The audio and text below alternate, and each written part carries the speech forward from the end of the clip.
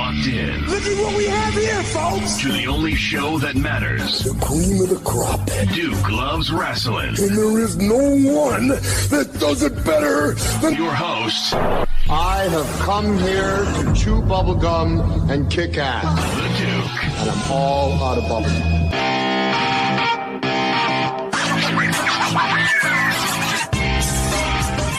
Brothers and sisters, again, we are continuing our 8th anniversary celebration for the Duke Loves Rasslin podcast. And I told you we were going to have a special Hall of Famer return. The last episode he was on was such a major episode. Folks from all over the world were sending in their thoughts and really enjoyed listening to what he had to say about his career and all the great things that are happening even to this day. And, you know, we had a conversation. I said, hey, man, you know, let's have you come back and let's continue our conversation, but speak more about some things happening currently in the pro wrestling world.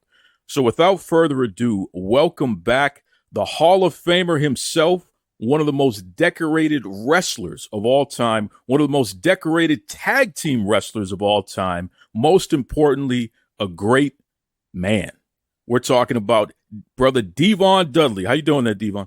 I'm good. Always a pleasure to be back on your show. A man who tells the truth and how it works. Yes, sir. Listen, I'm telling you, man, the response that we got the last time you were on the show a few weeks back was so tremendous.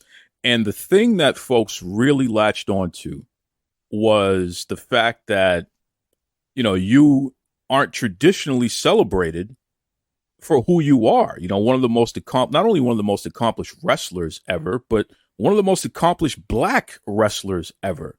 And especially as it relates to being acknowledged during Black History Month, a big omission, unfortunately, and a tragedy. You know what I mean? That you don't get your just due, especially during that month. People really spoke to that and felt that, yeah, it's not right. And it's something that needs to be corrected and what have you. For you personally, Devon, do you feel that going forward, we are finally going to see you get your just dues, especially during Black History Month? I always felt from a biblical aspect that God will give you your glory when the time is needed or when he feels that the time is right for you. And, you know, as angry as sometimes as I was with certain things that I saw, I had to really reach down and go back to that and really catch myself in terms of being angry and go, it's not your time. Don't worry about it. God will see fit when it's right for you to be celebrated. And that's just the way I feel now. So, you know, whenever God's ready for me, I'll do it. You know, until then, I'll sit back and relax and wait for it to happen. There's an old saying in the Black church, which I'm sure you know, your arms are too short to box with God. And I firmly believe if he's fighting my battles, I can't lose. Well, certainly, not only can you not lose, you've been winning. I mean, you know, we saw you at the WWE Hall of Fame ceremony honoring so many great folks, including Paul Heyman. And next thing I know, we saw you at the draft. I mean, you literally were out there with Bubba, which was an awesome moment to see. How does it feel, man? How does it feel to be back on WWE TV like that? Well, it feels great. You know, WWE has always been my home. WWE has always treated me very, very good.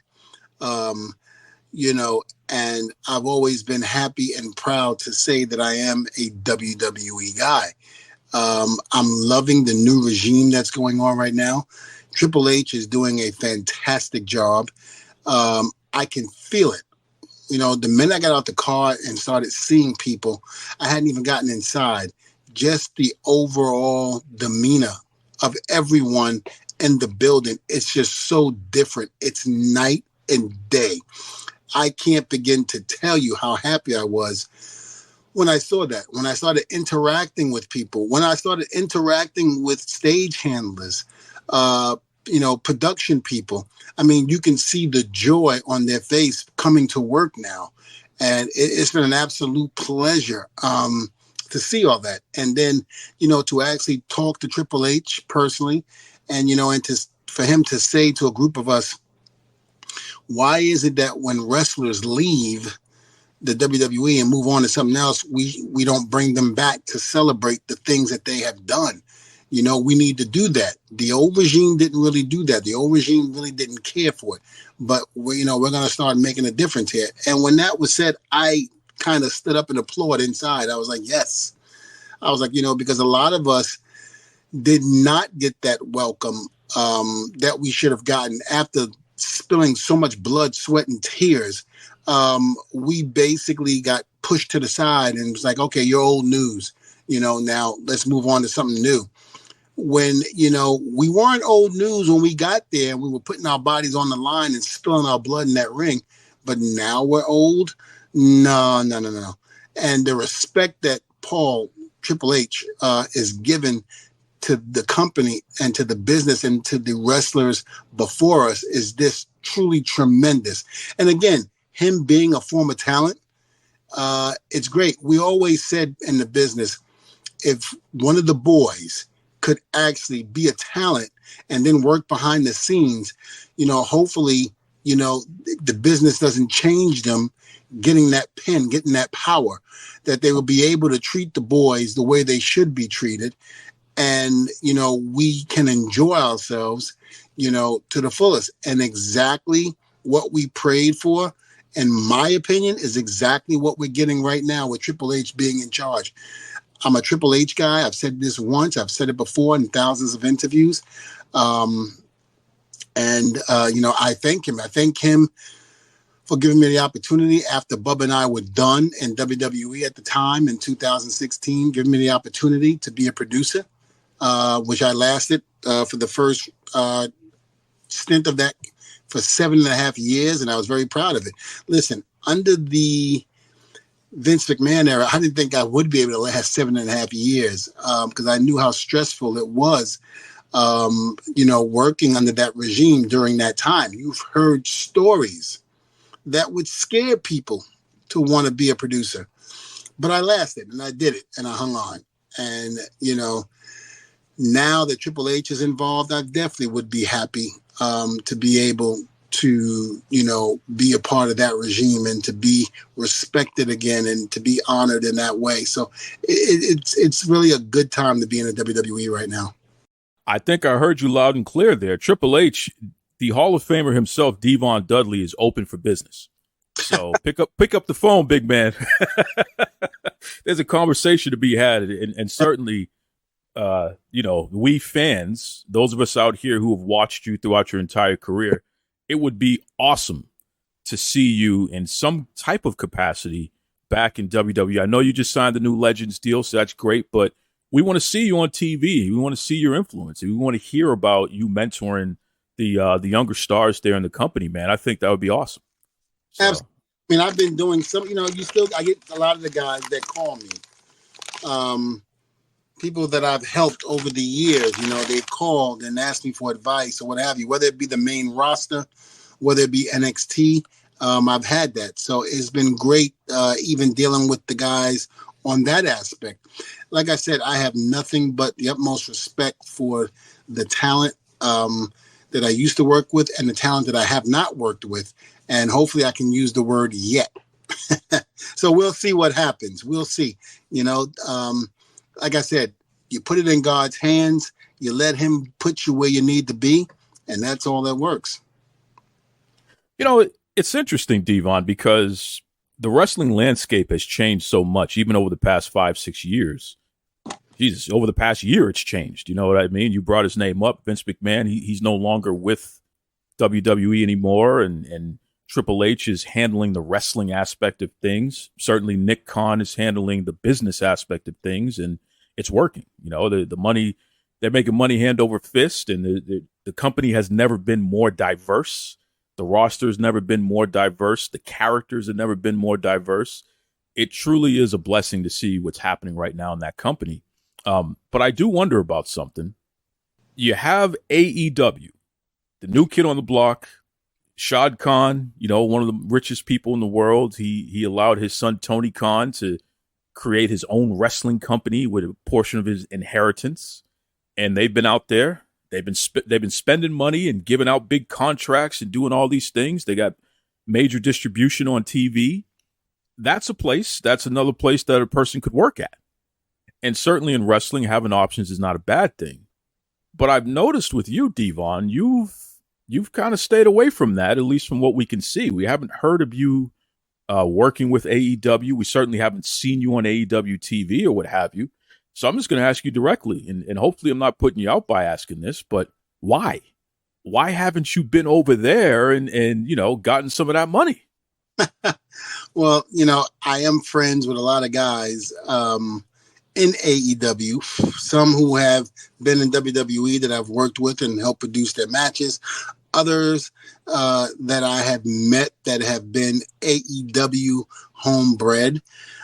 Tremendous locker room, really great locker room group of guys, especially a lot of the new guys that I've met for the first time, whether it be on the Jericho cruise or autograph signings or what have you.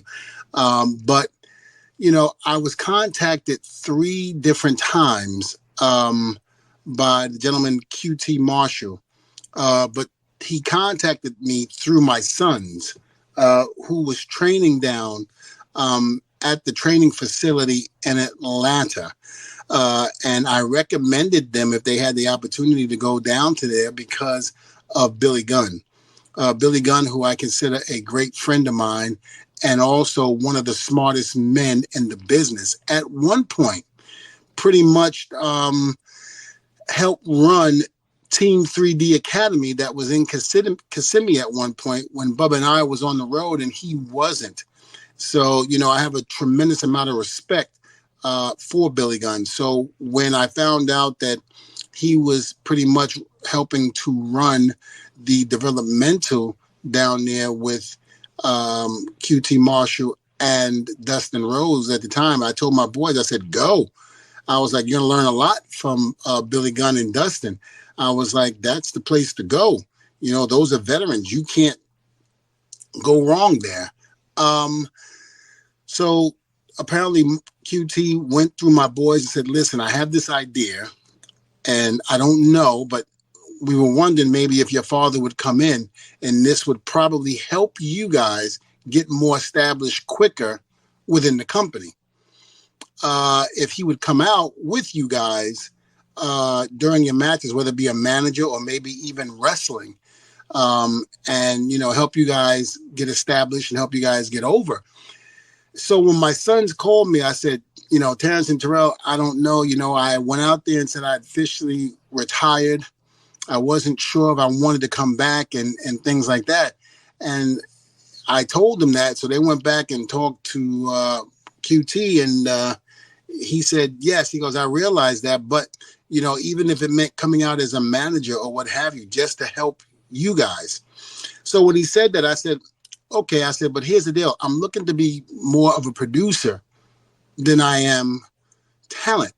I don't want to really get back in the ring like that anymore. And not to mention, their style of doing things is a lot different compared to how when I was in the business wrestling and what I see now. And so they invited me to come down to Orlando, which I thought was, was like, okay, I go to Orlando. It's very easy. It's 45 minutes away from my home. I'll go down there and check it out. Well, QT and I, he said Tony wanted to meet with me because he had never met me before. And I said, okay. I said, I'll go down and meet with him and this and that. And I really didn't get to meet him. QT took me to go talk to him. And he was basically on the headset behind the camera, behind the in the gorilla position, behind the TV monitors. And I went over there. They brought me over. They said, hey, this is, Tony Khan, this is Devon. I said, nice meeting you, man. He was like, oh, great to see you. I haven't seen you since I was a kid. He says, great to finally get to meet you. I was like, all right, great. Thank you. And I just remember I looked at QT. I was like, what does he mean by that? And then I found out that he used to go to the ECW arena all the time. So I called Paul and asked him about it. Paul told me the same thing. I was like, oh, I didn't know that. And he was like, yeah, so we'll talk and this and that. And the conversation never happened. I waited for a little bit and it just never happened. And he was like, we're going to talk about this and that because we really don't have a position open for producer. So I said, okay. I said, not a problem. I said, thank you. I said, I was told that was an option. And of course, trying to help my sons. I said, that's the only reason why I came here was to do that. And, so, they told me that, we'll let you know and this and that and so forth and so on. So I said, okay, not a problem. Nobody contacted me. Nobody said anything. So I let it go. Then a little bit later, the boys came to me again and said, hey, QT wants to revisit what we talked about earlier. And I told the twins, I said, listen, I'm not in the mood to play games. If they want to do business, we can do business. If they don't, then no big deal. I'm not knocking on anybody's door to try to come in. And he told him that, and they came back to me and they said, no. They really want to do this. They really want to go forward with this. They want, they want to bring you in with us and help us get over and so forth and so on. I said, okay, only if they're serious. But again, I don't want to wrestle full time. I'm not looking for that. We finally get to the meeting in Montreal and we're talking. And, I expressed to Tony, I did not want to wrestle full time. I'll go in there and do 6-mans and things like that with the twins and let the twins do the majority of the work. Kind of like what Billy Gunn did with his sons. And I said, I would love to do that, but I'm looking for more of a producer's role, something behind the scenes. And he was very adamant on wondering if I still wanted to wrestle. And I remember just looking at him going, yes, I don't mind helping the twins out, but I'm not trying to do singles matches or I'm not trying to go outside of a 6-man. I said, I don't want to put my body through that anymore. And he was like, all right, fine. It seemed like a very positive conversation. And then towards the end of it, we were talking about meeting up again in December, this past December, when they were in Orlando. So I said, okay, fine. My agent got in touch with them. And we set up a date for me to come in. I came in and it seemed that the third meeting was just a waste of time. He was just very adamant on me getting back in the ring and wrestling more than a producer. And he kept saying, well, we don't have any producers roles open right now. And so, but you still want to wrestle with the boys, right? I just went, yeah, man, I don't mind doing that. But at the same token, like I said, I'd rather produce more, be a mentor, help out behind the scenes than anything. And, oh, yeah, no, we'll do that. We'll do that. But I'm just saying, because we don't really have any spots open. But it seemed like every single time I was told there was no producer spots open, they hired somebody. First it was Sarah Stockton. Then it was Scotty Tuhati. And then I heard Glacier came in after the meeting in Orlando for a tryout. I don't know if he's still there or not, but I heard he came in for a tryout. And I'm like, if there were no roles for producers, then why did you have me come down, number one? And if that's the case, why would you tell me there's no roles when you're still hiring people as producers? I couldn't understand that. And so finally, I just said, you know what? I told my sons, I said, listen, I love you boys to death. I really do. I said, but I can't play these games going back and forth. I've been in this business long enough to not be playing games. If they wanted us to come in, they could have. But then again, what happens if we sign a deal and they just put you on the shelf and they don't use you like they do a lot of talent? I say they hire them. It's like the toy of the month. You play with them and then you put them on the shelf when you're done. I was like, I'm not looking to do that. I was like, to me, if I'm going to help you, I'm going to help you and help get you over. And then once that happens, I can ride off into the sunset and leave it alone, let you guys do what you got to do and work behind the scenes. That's all I wanted to do. I did not want to be in front of the camera anymore there. And again, it just went south. And, I got no hard feelings for Tony Khan or AEW. Again, I love the talent there. I've met a lot of the guys and I think they're hell of a workers. But I'm not too keen on how business is conducted there. Not knocking Tony Khan in any way, shape, or form.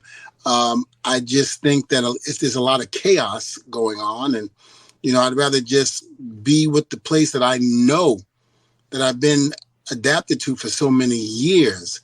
I'd rather be back at a place where I feel comfortable and I know the people and I know how it works, as opposed to a place that I don't know how it works and I don't know what I'm in for. So, again, it's one of those things where, God bless that company and God bless, Tony Khan. And I hope they hit a home run on everything they do, because, again, I love the talent there. I think they're great people. I've met them. And again, we always get along. They're very respectful towards me and the whole nine. And they're busting their behind trying to become a great company. So kudos to those guys. Kudos to the talent. But I just think that in terms of doing business-wise, it's just not for me. I got to scratch my head at that story because I'm just flabbergasted. First of all, Tony Khan, I'm talking to you, brother, because I know you listen. You had an opportunity to have one of the most decorated wrestlers in the history of the industry, a Hall of Famer, a man who has behind-the-scenes experience as an agent, but a man who has actually been in some of the greatest matches and most talked about matches of all time, including the TLC matches. A man who is a black man, so can speak to all of the challenges going all the way back to his beginning of his career in the 90s and how the business has evolved since then. A man who has a wrestling school, who has trained and developed stars who are on TV today and who are blazing a path where they will be future Hall of Famers, right? Jessica Carr is going to be in the Hall of Fame when she retires. That's how much she's accomplished. And shout out to Jess. She just was the ref of the first main event, first female ref in a main event in WWE history on a PLE. Fantastic. Tony Khan, you had a chance. What's that? And also, they want to forget Lacey. I think they call her Kendra, the one who's in the tag team that came from with the dreadlocks. She's one of mine. She's one of, you know who I'm talking about? I know exactly who you're talking about. Yeah, absolutely. She's one. Dexter Loomis is one of mine. We've had a lot of people come to Haku's boys, Tafita and Pate, Tonga. They're ours. They're three. In the hottest storyline in the world today, right? There you go. So Tony Khan, you had a chance to get this man who did it in the ring, who did it behind the scenes, who is one of the best mentors out there for wrestlers, one of the best trainers, one of the best developers out there in the world today. You had a chance to have this man in your company assisting those young people out there who need a lot of assistance, by the way, and you found a way to drop the ball. Brother, when you hear me talk about, I don't know what's going to happen with that company because there's a lack of focus, direction, and leadership. This is the type of stuff that we're talking about. Devon, I had never heard that story anywhere before. So the fact that this is the first time that you're sharing it with the world is amazing to me. But I got to tell you, I'm not surprised because this is par for the course. Well, you could have turned that place around. I don't know about turning it around, but I definitely wanted to help, and that's what I told Tony in the second meeting in Montreal. I said I wouldn't even mind being an ambassador because there are people when the Attitude Era was over, even when the Ruthless Aggression Era was over, they left wrestling, and they never watched it again. He agreed with me on that, and I said I would love to go around and help spread the word about AEW and, just basically go around whenever you have a live event or pay-per-views or what have you. I wouldn't mind getting on the plane and going to help promote the company and help promote your young stars that you have. I don't want to be in the spotlight in terms of being on camera and things like that. But whatever I have in terms of what I've done in the business, whatever legendary status that I might carry, I would love to, go out and speak very highly of the company and put the company over. I even found out that they were doing something in Orlando with their training facility. They were doing a training facility, I guess, or something like that in Orlando. And I said, well, I'm 20 minutes away, maybe 30 from where my school is to where you plan on opening this place. I said, I would love to go down there and help out there. I can do both. I can do my school and help out your talent. And whoever needs extra time or what have you, and you need them to be rushed to get ready so it doesn't interfere with what they're doing in Orlando with the other trainers, you can bring them to my school and I'll do one-on-one with them. And there was no response. There was nothing. It was just like, okay, that's a good idea. Great. And that was it. So, again, I just, I said, okay, not a problem, no hard feelings. Again, it just probably wasn't in the cards for me to be there. And again, no hard feelings, it is what it is. I might not have been able to fit in there, with him and his organization. And that's okay, because not everybody is going to be able to fit somewhere where they would like to go or like to help. Maybe it just wasn't in the cards for me to be there, but it is what it is. And, again, it made me realize that I'm truly a WWE guy. And, if anything, if I was to work behind the scenes or just be able to mentor anything or anybody to help out with the knowledge that I feel that I have, I can help out in WWE better, or even TNA for that matter. I don't mind TNA either. I went back there to 1,000 episode and had a great time with Bubba. We did it up. We did great. And the talent in TNA was excellent. It really was. They were very, very grateful. They were respectful. They would come to me and Bubba, asking us advice on whether it was tag team wrestling or just being in the business by itself. And we were more than happy to talk with them and tell them, how we did, what we did, the stories, and they looked, they were very eager to hear all of that. And a lot of them took it in consideration. So it was one of those things where both welcomed us with, me and Bubba with open arms, even when we came back for SmackDown and Raw. Welcomed us with open arms and basically, was asking for advice. Hey, it was great seeing you guys, and so forth and so on. So, it was cool being back in that atmosphere, where people were looking at us for advice on how to make their careers better. And that was cool for me. That was really cool. And it really gave me a sense of warmth that I felt walking through those doors. For SmackDown and Raw, talent that I have worked with before, new talent that came up from NXT that I didn't see or had the pleasure of working with. And now all of a sudden I'm talking with them, giving them advice. So it was really cool to see that. Again, I realize my time is done. I realize I'm over with, even though Bubba and I make appearances here and there, and we still somewhat get back in the ring and do, little parts here and there. But it's just, to me, it's soothing to help out the younger generation and to get them where they need to be in order to be Hall of Famers, legends, whatever you want to call it. It's our time to pay back to the business that has been so good to us. It's now time to give back. I'll tell you, first of all, I love that. I love to hear, despite any things that may not go the way that you would hope it could go, you end up in a much better spot in the end anyway. I'll say this again. Tony Khan, brother, I don't know what you're doing, man, but you gotta right that ship. You just lost 2 international streaming partners. They literally have dropped AEW from their offerings because you just don't have the audience that you used to have, and it's not worth it for them. And you got to start asking yourself why that is. You have an incredibly talented roster that, unfortunately, it just doesn't seem like they have proper direction. I will say this. If Paul Heyman was over there. Oh, God, yes. If Triple H was there running that place. Yeah. That place, it would be unstoppable. With the same roster. With the same exact roster. The talent that they have in AEW is unreal. I mean, it's crazy how talented these kids are. And to have the right mentors behind them, giving them advice, helping them, and booking, which is the big thing. Booking is the most important thing. And they would be booked right. And they wouldn't have to be put in situations where they were failing or they weren't getting over.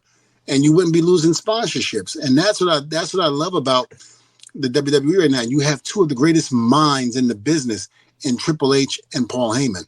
Well, they can't go wrong. I mean, first of all, they just have the largest SmackDown gate in history.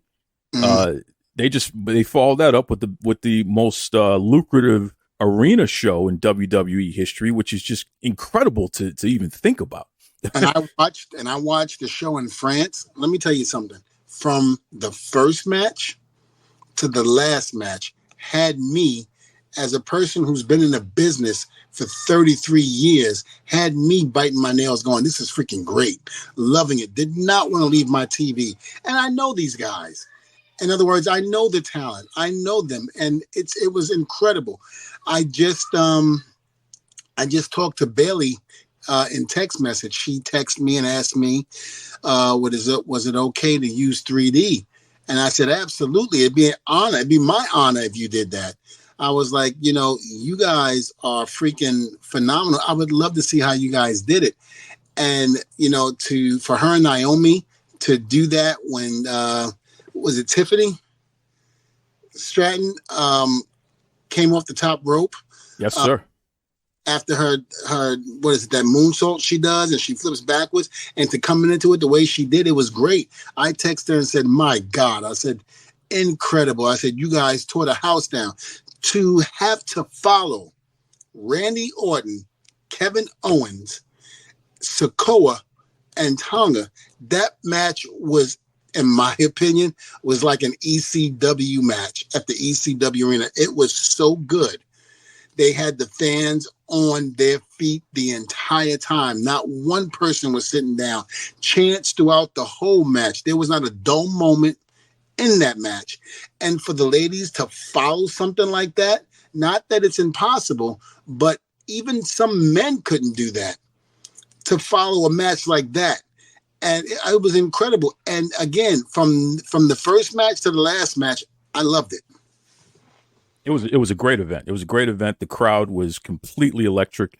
And I agree. In fact, that women's triple threat match was my favorite of the night. I'm very high on all three of those ladies. I think Bailey is one of the most underrated wrestlers ever. Absolutely. She is so good. She's a ring general. She's so giving to her opponents and helping them get over and look great in there while still protecting herself. I think we're going to look back on her career and realize, man, we had something so special with her. We should have celebrated her more because she deserves it. She's fantastic. Naomi, what can you say about her? She's decorated. She's amazing. She continues to reinvent herself. The crowd was having a party. It felt like when you talk about old ECW, it reminded me of Al Snow with the head, the way that the crowd was rocking out with Naomi. So that was dope. Right. And Tiffany Stratton, for a kid who's only been wrestling for about 2 years now, she's incredible, right? Incredible. And that top rope moonsault that she does, she hops from one, level of the ropes to the other and then into the moonsault. Incredible. It really is. And I met her, and lovely person, really, really nice person. Again, everybody in that roster, people can say, oh, Devon's sucking ass. No, I'm not sucking ass. I'm telling the truth. If you weren't in that locker room talking with the talent that's in there now and how they're perceiving everything, then you wouldn't know. You wouldn't know what it's like to be in this new era. And I keep saying this because it has come, and I'm very happy that it has. I'm very happy for those, for the talent that's there. I'm jealous. I'm jealous because I wish Bubba and I was still in our prime and going during this era. But, again, we have nothing to feel shabby about. Great career, great times, and hopefully we can do something behind the scenes that will be even better than what we did as talent. Now, listen, before I let you go, I got to ask you one more, Devon, because you're letting some stuff out, and I know you don't do a lot of interviews, so I got to ask you before you go, man. Sure. CM Punk. Uh-huh. Here's a guy who's a veteran. He's been around the block. He's paid his dues. He went to AEW. That didn't work out for him. We saw what happened. Multiple physical altercations in the back. That's been confirmed. It happened. I mean, Tony Khan himself even put the video out of Punk choking the young man over there, which, for me, I'm a square. I'm not a wrestler or anything like that. I come from the corporate world, so I don't like to see that sort of thing. But then you have a guy like Kenny Omega, EVP, who says, hey, I feel that we should be able to fight in the back and things like that. Sometimes you got to do that, which is an interesting concept for an executive to say. But anyway, Punk is in WWE, and every day we're seeing pictures and smiles, and everyone is around him, and it's almost like he's a totally different person in that company. Talk to me about just the difference in atmosphere from your perspective as a veteran when you see a guy who in one company he's being portrayed as, the devil and dangerous, and in the other company he's like the sweetest guy in the world. Like, what is it? Is it him or is it the atmosphere? I don't know, and I can't say. And the reason why I can't fully say is because I was never a part of the AEW family. So I don't know. But what I can tell you, what I do know, is that for the first time ever, I had met Punk WrestleMania weekend. Myself, along with Dominic Mysterio, we were in the elevator talking. The elevator, my wife and I, and the elevator stopped on the floor, and here comes CM Punk. And I remember I go, hey, how you doing? He said it first. He was like, hey, how you doing, Devon? I was like, hey, good, Punk. How's everything going? I was like, this is the first time you and I have ever met. And we were both, taken back by that, because all the years that he's been in the business and I've been in the business, we've never met until that very moment. One of the most pleasant guy I had ever met, well-respected. In other words, he gave me the respect. And, again, I gave it right back to him. Seeing him interact with people, just seeing the smile and his demeanor and attitude now, how he is now in WWE as opposed to when he was in AEW, night and day, just pure night and day. And again, I don't know what really went on over there in AEW. But again, like I said, sometimes you think it could be a perfect fit, and it winds up being the biggest nightmare you've ever been involved with. And I think that's what probably was for Punk. And him coming back home when he cut that promo, that first promo being back on Monday Night Raw in the ring, and when he says he's finally home, I think every bit of himself meant that. He's home now. He doesn't have to worry about any of the things that bothered him before. And again, people knew him before he stepped foot in AEW. And they might have saw a different Punk at that time. But again, we don't know what Punk was dealing with and what was going on through his head, being in that company. When you come from a place like the WWE or any organization that is run like a well-oiled machine, you tend not to want to deal with stuff that doesn't make any sense, or when there's a whole bunch of disruption or lack of professionalism, all of that. Thank you. You don't want to deal with it. And, he's expressed that that's what he felt. And if that's what he felt, that's what he's felt. But Tony Khan didn't do anything to help that. I hear that all the time. So it's not just Punk that is saying it. I'm hearing it from other people there. But here's the deal. You have people that praise Tony Khan, but I think they're praising him because of the money that he's shelling out. But when you really sit back and think about, do I think he's a malicious guy, that he does things on purpose to piss people off? No, I don't think that at all. I just think that his years in the business, remember, he was a fan. He was never a business person in the wrestling business. I also believe that Tony Khan doesn't know how to say no to people when he needs to. There's somewhat of a level of a Vince McMahon you have to be in order to keep your ship in order. Now, again, I say that within reason. I don't mean the accusations that came out with Vince, but in other words, you have to be a boss and you have to take charge. Not everybody's going to like your decisions and how you run things. This is your sandbox. You run it the way you see fit, or you run it the way it should run. And that means that you're the decision maker Whether you agree, disagree, or indifferent, it doesn't matter. You're the decision maker. You call the shots and don't let anybody else influence your decision. Because if you worked for WWE when Vince was in charge, that was the case. No matter what you said, you did not influence Vince. If Vince wanted you to do something like this is the way it's going to be done, then that was the way it was going to be done. You were not in any way, shape, or form going to change his mind. And that's just the way Vince was. So I feel that that is the case with Tony. Tony's got to get control of his ship, because if not, we're going to see another repeat of WCW. I don't care how much money you have.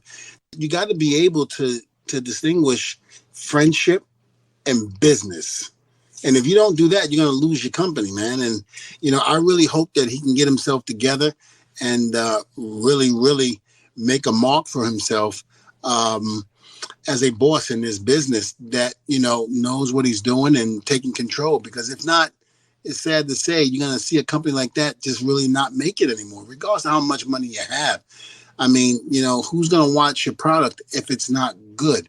And again, you got great talent, phenomenal talent that can go through the roof. And again, you've got to be able to run your ship accordingly. And if not, it's going to sink.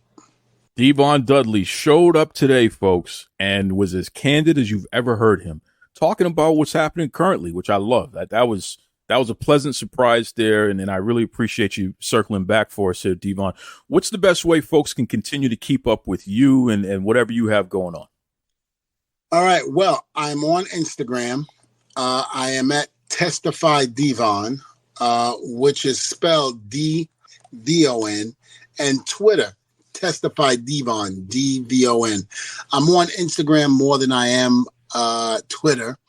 And my Facebook is private. So unless you're family or friends that I know, I don't accept anybody else on there, because I have private pictures with my families and things like that I don't want to get out, especially with the new baby that I have right now. Very happy. My wife and I celebrating that. And just, the appearances that I do, I have one coming up in New Jersey, coming up in 2 weeks. I do a lot of autograph signings and things like that. And I put everything up on my social media where I'm going to be during that time, just simply because I want to get it out and I want to see the fans and get a chance to talk with them, just like I'm doing with you, and express how I feel about the way the business is now and how I feel about how the business is with my sons and just everything else in general. And speaking of which, Sunday, June 9th, brothers and sisters, our folks over at Frizzle Promotions is bringing in Devon for the River City Wrestling Con. Okay, so make sure you get out there to St. Augustine, Florida, World Golf Village. Once again, Sunday, June 9th, Devon is going to be there, so you can meet him, get your autograph. I think there's going to be some other goodies that you'll be able to purchase. But the whole 9 yards there, Devon Dudley, the Hall of Famer, you hear him here. Very approachable, great dude. Anytime folks have ever met Devon, they've had nothing but glowing things to say about him, and there's a reason why. I mean, this is a quality human being. Devon Dudley, we appreciate you as always, my brother, and we can't wait to hear from you again soon. Oh, thank you. My pleasure. And hope to be on your show again. I want to remind you to check out Zencastr, Zencastr. That is my favorite program to use for all my recording needs. And the great part is, not only do they have audio, but they also have video options as well. So whether you're video conferencing, podcasting, just catching up with friends and loved ones, you definitely want to check out Zencastr. They have paid subscriptions. They also have a free version, which I'm actually using right now. Transcripts, the whole 9 yards, and even, get this, Zencastr has started to do hosting. So for all you podcasters out there, if you're looking for a host for your show, please consider Zencastr. You will not regret it. I'm telling you right now. Once again, Zencastr. Made on Zencastr. That's right.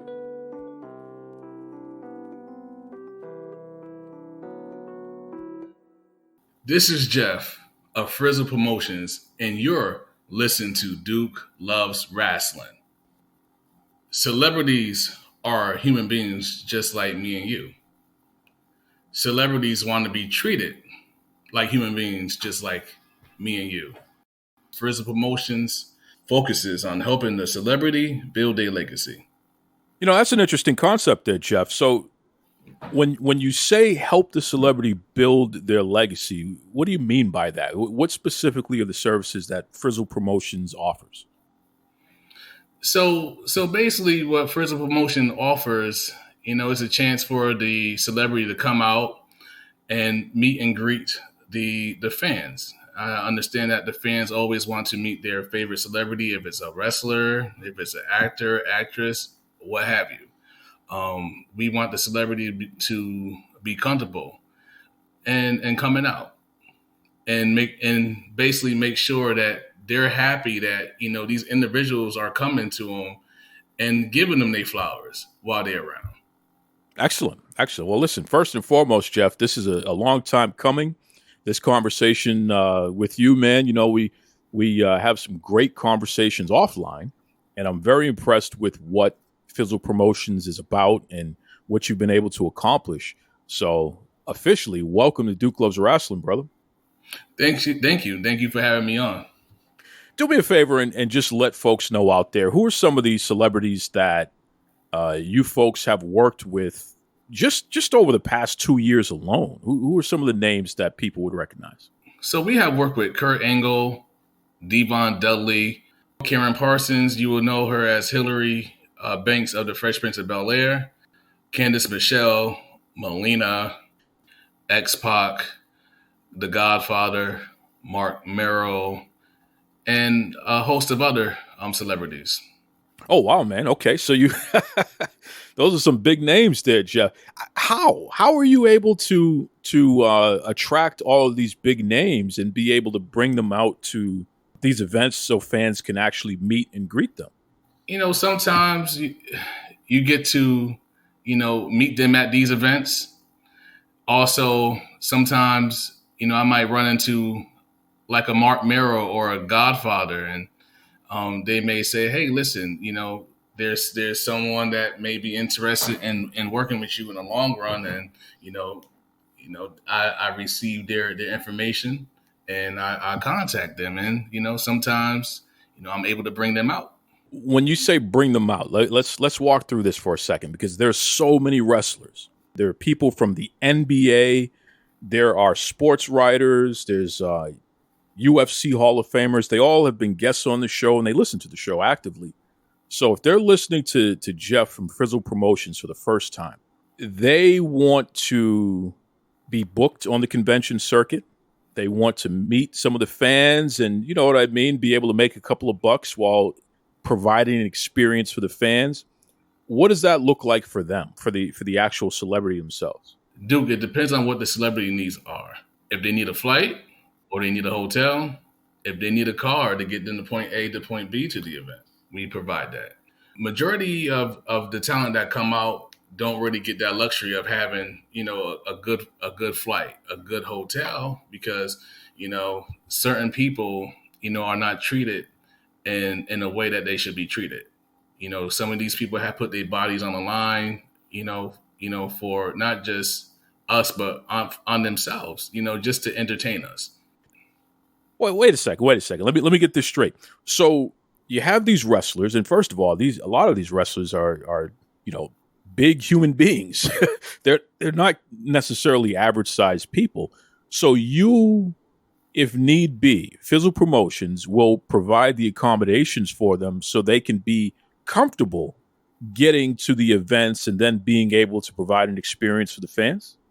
Yes, and usually I'm a type of person that will pick them up from the airport, take them to the hotel, and whatever they need. If they need lunch, dinner, what have you, I'm able to provide that to them and make sure that their experience will be one of the best experiences ever. From the celebrities themselves, is this unusual? I mean, are other folks in your line of work providing that degree of service to the client? I say yes and no. Sometimes it's usual, sometimes it's unusual. Sometimes there are vendors out there that'll take their time out and make sure that the celebrity is well taken care of. And then you have some people that don't even pick them up from the airport. They had to find their way to the hotel, and that's not how Frizzle Promotions does business. We make sure everybody's happy, everybody's comfortable, and at the end of the day, Frizzle Promotions will be talked about in the positive light. Yeah, I'll tell you, man, I've heard stories like that before, unfortunately, of people being booked and they're left at the hotel or their accommodations are not right. In fact, I heard a Jim Cornette, he was going off on the internet about that the other day. Hacksaw Jim Duggan, he and his family have had some issues with that. Even, goodness gracious, Yushin Thunder Liger, he was stranded at a hotel at one point as well. So this is a common thing, unfortunately, where you have folks who want to be agents or folks who set wrestlers up with appearances and bookings, and they just fall short. They just don't deliver. But I will say that I've heard nothing but glowing reviews about Frizzle Promotions, and I'm just very curious about this whole concept. Jeff, do you have a background in customer service? I mean, how are you able to stand out so much and be able to deliver on such solid service, not only for the fans, but also for the celebrities themselves? I have an undergrad degree. It's in mass communications. I went to Delaware State University. I graduated in 2006. And from there, I worked at ESPN for about a year. That was around 2007. And what I did at ESPN, I was a production assistant. Well, with the production assistant, you meet and greet the celebrities. You make sure that they're in the green room, that they're comfortable. I met people from Floyd Mayweather. I met people, from Allen Houston. It's a lot of celebrities that you see every day.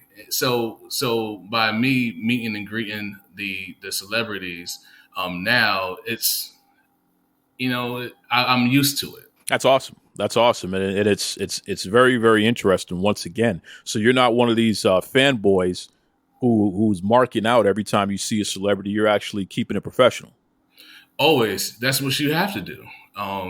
If you run in a business, you got to make sure your business model, is right. It's correct. You don't want someone to say, hey, listen, you know what? I had an uncomfortable time with Frizzle Promotions. And unfortunately, we hear so much about that. I know CJ Perry, the woman formerly known as Lana, she's been having some issues with some of these, for lack of a better term, creeps.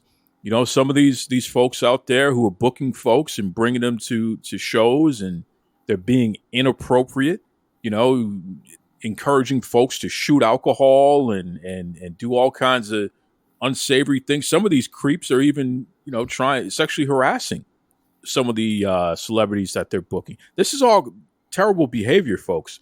And here on Duke Loves Rasslin, we're celebrating the 8th year anniversary of this show. I am all about credibility. We find guests who deliver services that are credible, whether it be the folks who are training pro wrestlers, whether it be Hall of Fame journalists, Peter Vesey, whether it be Hall of Fame wrestlers, people who actually did it. And now you even have somebody like Jeff here from Frizzle Promotions who represents celebrities, who represents reputable people, and he's delivering on a reputable service for them. Okay, so we're just fostering a healthy environment for all. If the superstar, if the celebrity is comfortable, if they feel good, it makes it so much easier for them to go to these meet and greets, these conventions, and be able to be nice and deliver on entertainment for you and your loved ones. There's nothing worse than seeing a celebrity and they're mean to a kid. But if that celebrity was treated right by their team, if they were treated right, which they would be with folks like Frizzle Promotions, then they're in the best of spirits. Now they can give you the best experience possible. And you just heard Devon Dudley not too long ago. Frizzle Promotions is a group that Devon himself had to chase down and say, hey, I want to work with you. Because he saw how professional Jeff and his team are. And, you couldn't get a better endorsement than that. I don't mean to embarrass you there, Jeff, but I had to tell that story. It's all good. I just want to piggyback on what you said also with, certain celebrities going with certain, vendors. I believe that all talent should just do like a background check on who they're going to go with. Because sometimes people may say, hey, listen, vendor A is great and vendor A may not be great, but vendor B may be better than vendor A. But the thing is, they're just going according to, what people say. And what they need to do also, they just need, like I said, they need to do background checks and make sure they talk to these individuals one-on-one. It could be in person. It could be over the phone. I've said in the past that I think this business needs to be revamped in a way where, it's something like, you having a regular job. They do background checks because you never know who you're dealing with. We are talking to Jeff, the founder and owner of Frizzle Promotions here on Duke Loves Rasslin.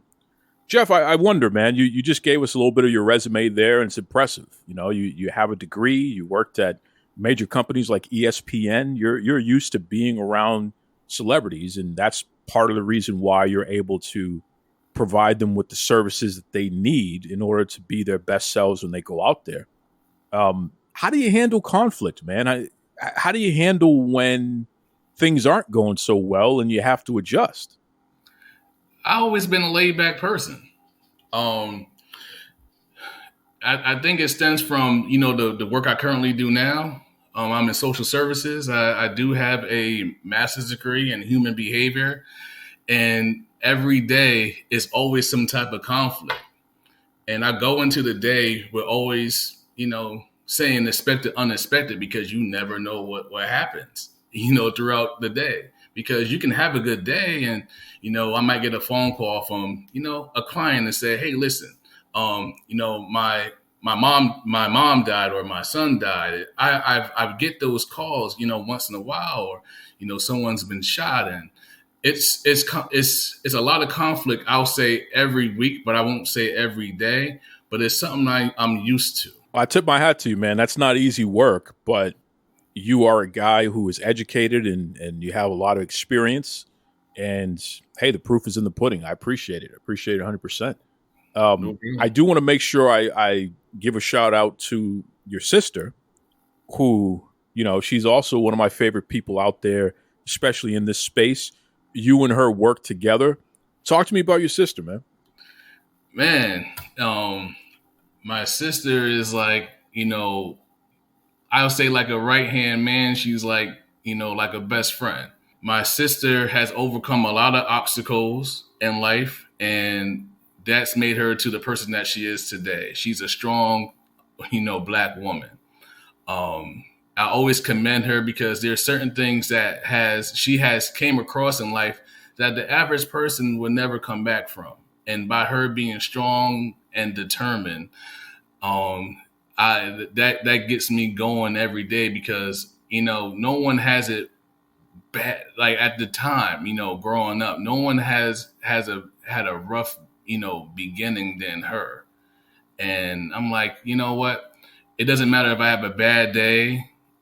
I just think to my sister, I'm like, you know what? It's always a light at the end of the tunnel.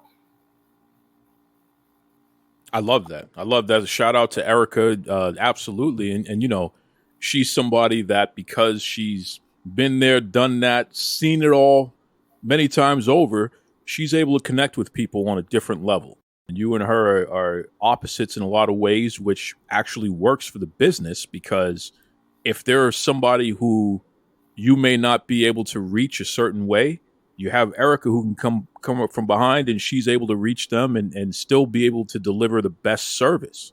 So it's amazing just the fact that you folks have all of those bases covered. And that's why you've been able to build so much trust and such a great reputation in the marketplace there. I mean, it's really cool. It's really, really cool. And it's not often that I have agents. What's the best way to describe who you are in that regard? Do you refer to yourselves as booking agents or what have you? What is the correct terminology there? We don't consider ourselves as, booking agents. It's vendor. That's where the terminology comes from. when I first started, everybody said, "Okay, you're a vendor." I was like, "Okay, I guess I'm a vendor." So, what is a vendor? What is the general definition of vendors? Is it from that, your perspective? Someone that brings talent into any convention. It could be not just a convention; it could be a store. It can be somewhere in the community. Right. So a vendor is somebody who's bringing these celebrities to events and making sure that they provide the celebrity with everything that they need in order to be able to give the experience to the customer. Right? Yes. That makes sense. That's cool. And again, folks, Frizzle Promotions, you probably have seen them at these big conventions out there, whether it be in the TV and movie entertainment world or at some of these sports conventions, wrestling conventions, or even, Comic-Cons and things like that. I mean, these folks are everywhere. They cover the bases, no two ways about it. And their reputation is just through the moon. Everyone is talking about them. But hey, when you have a client list like the list that Frizzle Promotions have, it's no wonder. You know what I mean? Jeff, if there's anybody listening right now, especially someone who is in the entertainment business, whether they be an athlete, whether they be an actor, whether they be a pro wrestler, any of that world there where they have a large following. Some of you streamers out there with large followings, some of you big time YouTubers and things like that, TikTokers and what have you. You never know. Maybe you need Frizzle Promotions to be the ones to book you for your next event. What's the best way folks can reach out to you, Jeff? They can reach out to me on Instagram. It's FRIZZLE_promotions. Also, it's Frizzle Promotions on Facebook. Great stuff. Now, what's the turnaround? If somebody reaches out to you, man, are they going to have to wait 10 years before they get a response back? No, I'm usually fast on things like that. It's usually within, the day or so. It's not 2 days. I'll say an hour or two. I'm quick to respond to messages. You hear that, brothers and sisters? So literally within a couple of days, you know what I mean? The expectation is a couple of days, as long as it's not some holiday weekend or what have you. But within a couple of days, you will get a response back from Frizzle Promotions. If you are a celebrity and you have folks out there that want to see you at your next event, if you want to be out there on the convention circuit, if you want to be booked for some of these special showings and what have you there, I think you should give Frizzle Promotions a call and see if there's some business that can be done there, because these folks are doing it right and they're inspiring the next generation of vendors out there. Be professional. Be a company that can provide a multitude of services, but it's top notch. It's top shelf, as I would say, right? Have people on staff that can relate to different types of people so that when issues arise, they can deal with it from different perspectives. This is all great stuff. And Frizzle Promotions is Duke Loves Rasslin approved. I'm telling you right now, I put my stamp on these folks. They're doing great business, and I appreciate them. In fact, Jeff, you're going to be at the River City Wrestling Con, right? Yes, I am. Talk to me about who you folks are bringing out to River City. So River City Wrestling Con is going to be in St. Augustine, Florida, from June 8th to June 9th. That's a Saturday and a Sunday. That's ran by the great people of Sam and Nick. They're very great in what they do. They know how to communicate with the audience. They're very professional. One of the greatest conventions you will ever go to. So for that convention, I have 4 talent. My first talent is Booker T. You will know him as, one half of the Harlem Heat. The next talent I have is X-Pac. I have Ash by Elegance. We all know her as Dana Brooke from WWE. She will be there. Well, all 3 of those talents will be there on Saturday, June 8th. And on June 9th, I have one of my great friends. I call him a friend because it's like family. Devon Dudley. He's going to be there Sunday, June 9th. River City Wrestling Con. Folks, you got to check out rivercitywrestlingcon.com for ticket information. Listen, they are selling out. A lot of their specialty passes are already sold out, so you don't want to wait. Don't be trying to wait. do walk-up business. Maybe I'll do it, get it at the door. No. Hurry up, get your tickets now. It's at the World Golf Village this year. It's going to be bigger than ever. The fact that Frizzle Promotions has 4 clients at least that they're bringing out to River City Wrestling Con, that lets you know how big of a deal River City Wrestling Con is, and it also lets you know how big of a deal Frizzle Promotions is. So it's pretty awesome there. Listen, Jeff, I appreciate you. I respect you, brother, and I just look forward to your continued success with Frizzle Promotions. Thank you very much for having me also, Duke. Strictly for the culture. Brothers and sisters, you have seen the t-shirts, the hats, the hoodies, the mugs in the hands of some of your favorite pro wrestling stars, podcasters, and influencers out there. And now it's time. Visit strictlyfortheculture.ca and you too can be part of the movement. Bigger than sweatshirts and commercial success, Strictly for the Culture aims to build with like-minded people and elevate their position in the world through knowledge, self-love, and a desire to unite. So what are you waiting on? Visit strictlyfortheculture.ca. Do it for the love. Do it for the knowledge. Most importantly, folks, do it strictly for the culture. Till next time, be kind to yourselves and be kind to others. Take it away, Tony Schiavone. This is Tony Schiavone, and we're desperately out of time on Duke Loves Rasslin.